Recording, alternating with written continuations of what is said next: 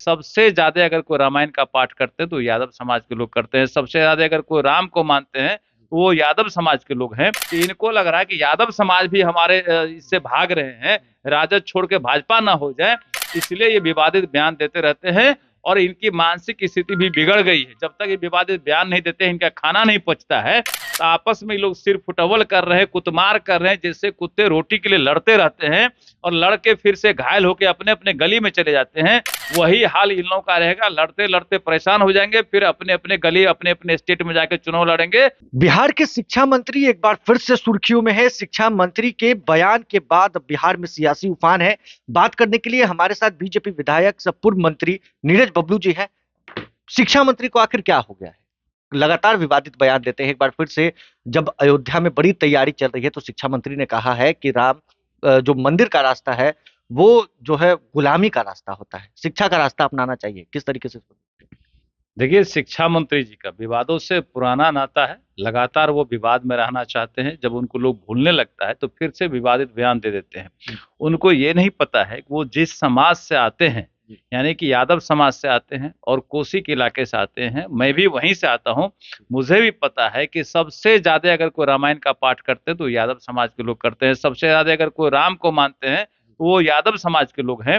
तो उनको ये लग रहा है कि इतना बड़ा ये भव्य निर्माण हुआ है मंदिर का, 550 साल का विवाद खत्म हुआ है और मोदी जी का आज पूरे दुनिया में नाम हो रहा है इस काम से। तो इनको लग रहा है कि यादव समाज भी हमारे इससे भाग रहे हैं, राजद छोड़ के भाजपा ना हो जाए, इसलिए ये विवादित बयान देते रहते हैं। और इनकी मानसिक स्थिति भी बिगड़ गई है। जब तक ये विवादित बयान नहीं देते, इनका खाना नहीं पचता है, इसलिए ये अनाप शनाप बयान दे रहे हैं। इन लोगों का जमीन खिसकते जा रहा है, जनाधार खिसकते जा रहा है और राम मंदिर की चर्चा देश नहीं पूरे दुनिया में हो रही है। इसलिए लोग बेचैन है, परेशान है। सुर्खियों में रहने के लिए कहीं ये सब स्टंट? मैंने बताया कि इन लोगों को विवाद से पुराना नाता है। जब लोग भूलने लगते हैं तो फिर से टीवी पे आने के लिए विवादित बयान दे देते हैं और इस तरह के बयान से उनको अपने गांव में, अपने समाज में बैठना मुश्किल हो जाएगा और आने वाले दिन में ये वापस फिर से विधानसभा नहीं आ पाएंगे। यही स्थिति इनके इलाके की। आईएनडीआई में सीट शेयरिंग की बात चल रही है। क्या लगता है, जेडीयू अलग मांग कर रही है, कांग्रेस भी ज्यादा सीटों की मांग कर रही है। आने वाले दिनों में लगता है तानातानी की स्थिति? देखिए, आईएनडीए का जो गठबंधन है ना, वो सारे मतलबी लोग वहां जुटे हुए हैं और जितनी पार्टियां हैं सभी उसमें प्रधानमंत्री के कैंडिडेट हैं। तो पहले तो कैंडिडेट के लिए मार हो रहा और हमारे वाले जो यहाँ गए हैं प्रधानमंत्री बनने के लिए, इनको तो कहीं कोई संयोजक तक नहीं बनाया है। इन चीज से ये परेशान है। अब सीट का ये बहाना बना रहे हैं। इनको लग रहा है कि मोदी जी के प्रभाव से पूरा देश एक तरफा हो गया है, कहीं कुछ बच नहीं रहा है हम लोग का। तो आपस में लोग सिर फुटवल कर रहे हैं, कुतमार कर रहे हैं, जैसे कुत्ते रोटी के लिए लड़ते रहते हैं और लड़के फिर से घायल होकर अपने अपने गली में चले जाते हैं। वही हाल इन लोगों का रहेगा। लड़ते लड़ते परेशान हो जाएंगे, फिर अपने अपने गली, अपने अपने स्टेट में जाकर चुनाव लड़ेंगे और सबका जमानत जब्त होने वाला है और मोदी जी पुनः तीसरी बार प्रधानमंत्री बनने वाले हैं। जनता दल यूनाइटेड के कई मंत्री हैं कोटे से जो आते हैं, वो कह रहे हैं कि नीतीश कुमार में वो सारे गुण है जो एक प्रधानमंत्री उम्मीदवार। बिल्कुल, नीतीश कुमार जी में क्या क्या गुण है वो राज्य की जनता देख ली है।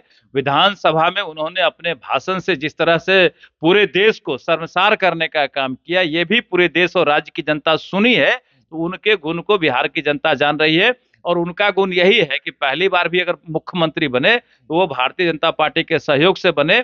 उनका गुण यही है कि अपने दम पर अभी तक मुख्यमंत्री नहीं बन पाए हैं। जो व्यक्ति अपने दम पर मुख्यमंत्री नहीं बन पाता है, कभी वो प्रधानमंत्री का सपना देखता है। ये 15 को सांसद लेकर प्रधानमंत्री का सपना देख रहे हैं। जो लोग 2-2 स्टेट रखे हुए हैं, एक-एक स्टेट रख रहे हैं, अपने दम पर मुख्यमंत्री लगातार बन रहे हैं, वो साइड हो गए हैं और ये कह रहे हैं कि हम प्रधानमंत्री बनेंगे।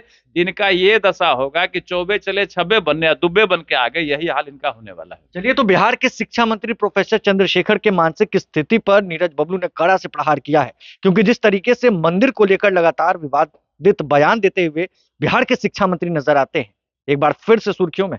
बहरहाल इस खबर में बस इतना ही। अगर आपने अब तक लाइव चिटीज को सब्सक्राइब नहीं किया है, जल्द से जल्द लाइव चिटीज को सब्सक्राइब कर ले। धन्यवाद।